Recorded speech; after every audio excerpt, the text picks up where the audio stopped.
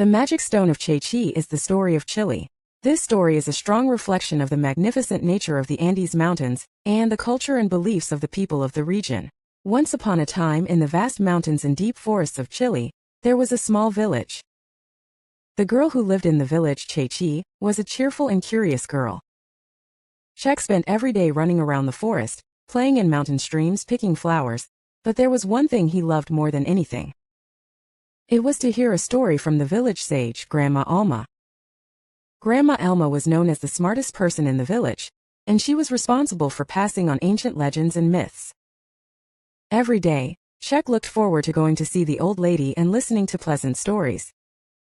One day, when Chechi visited Grandma Alma, she sat down as usual and was talking to her.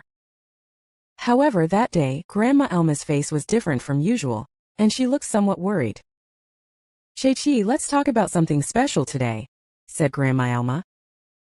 "There is a secret that has been passed down for a long time. It's a story you've never heard of." Chechi approached the old lady with her eyes shining. "What kind of story is that?" Grandma Alma began to speak quietly. "It is said that many generations ago, the land of Chile was buried with magic stones. The stone gave its owner the power to grant any wish. However, the stone had great power, so not everyone could use it correctly. Those who find the stone are tempted by its power, and those with evil hearts use its power, which can cause terrible disasters." Chechi was surprised to hear the story. "So someone never used that stone?" Grandma Alma shook her head and said, "Generations ago, a brave boy found the magic stone. However, he did not use his powers and hid the stone in a deep cave. Since then, no one has been able to find the stone, and the village has remained peaceful. However, it is now known that the time will come when the magic stone will reappear." At that moment, something surged in Chechi's heart.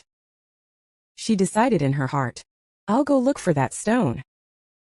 Chechi said to the old woman, "Grandma, I'll try to find that magic stone, because I'm sure I can use the power of the stone correctly." Old Lady Alma looked at Chechi and said, "Be careful, Chechi. Even if you can find a stone, you need to have a strong mind to use its power. Don't give in to desire or fear." Still, Chechi was determined. The next day, she ventured deep into the forest in search of the magic stone. They spent days climbing mountains, crossing rivers, and searching for desolate caves. Chechi almost gave up many times along the way, but he kept his heart strong with the old lady's words in his heart. And one day, Chechi finally found a small hidden room in the depths of the cave. In the center of the room sat quietly a stone that emitted a dazzling light. It was without a doubt a magic stone. Chechi approached the stone and stretched out his hand. The moment she touched the stone, warm energy flowed into her body, and strength surged in her heart. But at that moment, a question suddenly appeared in her mind. Can I really use this power? Or will I be caught up in the disaster that this power may cause? Chechi took a deep breath and calmed down. And she decided in her heart, I will use this power for the benefit of people. You should use this power to protect your village, not your desire.